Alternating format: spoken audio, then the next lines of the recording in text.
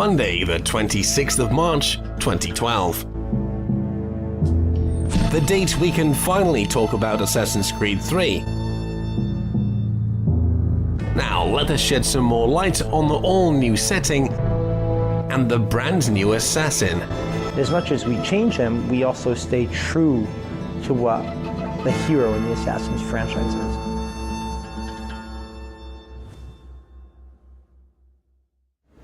Sadly, with not much new footage to come by, we've left it up to the IP development director to tell us all about the new game.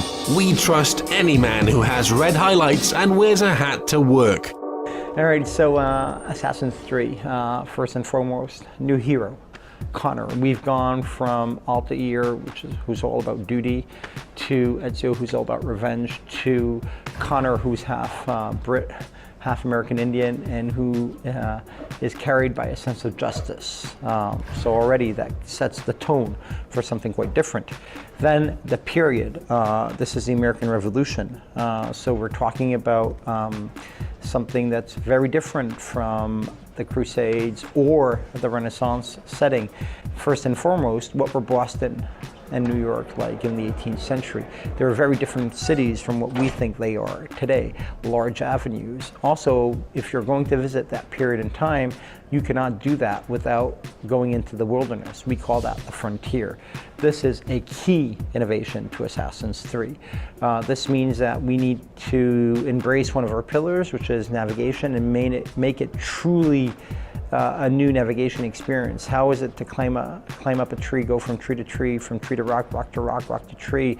How is it going vertical, horizontal? How is it to hide in the foliage? And this is a new opportunity for a kill. The American Indian heritage also allowed us to do cool things with the weapons. You know, Connor now has a tomahawk and a knife. He also has a bow. We were also, because of that period in time, we could play around with muskets. Muskets are interesting weapons. Just because of reload time and distance gameplay. All of our cities are characters in Assassins, so we want to make sure that they come with all the lore and mythos, for one, and that you can learn something from visiting one of these cities, but also how could we take these large areas, and now you can climb up moving objects, you can go through interiors.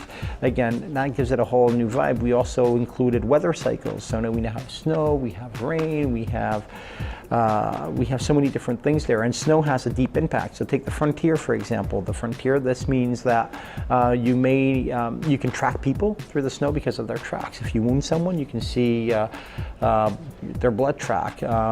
If you are trying to go through deep snow, it's much harder. It's a different set of animations for Connor. If you're going through thin snow, it's much easier.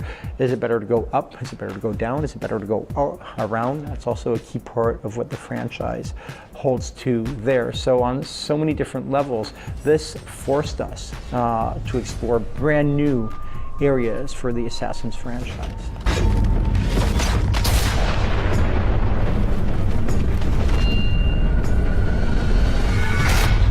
Assassin's Creed 3 will leave Ezio behind and begin a new story with a new assassin called Connor. Everyone is completely excited to be working on a new Assassin's game. I mean, we just took Ezio through a trilogy of games, but he's also explored different medias. So I think everyone was ready to do something new. It's extremely important because the hours, the time, the size of the teams, the effort, the love, the passion that you put into this, you kind of need a new story. That said, I think it's always difficult because I'm half American, half French. So when I'm living in France, I miss parts of America. When I'm living in America, I miss parts of France. So I'm constantly battling with myself.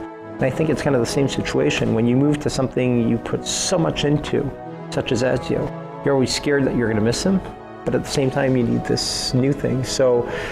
But obviously you need to completely commit to it. We also questioned the concerns about the yearly development cycle. So although we do release annually, the big thing with this Assassin's 3 is that it's been in development well over 2 years. Okay, so it's not like we have two teams taking turns. In this specific instance, we actually have all of our Assassin's teams, and I'm talking about even the original Sands of Time, Prince of Persia Sands of Time, Assassins 1 and 2. As soon as Brotherhood and Revelations were over, these guys hopped on board. And the reason I mention that is only to say that, yes, you need to make sure that that you appeal to new fans, but you also don't want to tell your old fans, like, hey, we don't care about you. We can't let that happen. Fan service is key. We need to love our fans for every second they spend in our universe. They're only a click or a joypad away from another universe. So if we don't do that, we're not paying them the respect they deserve.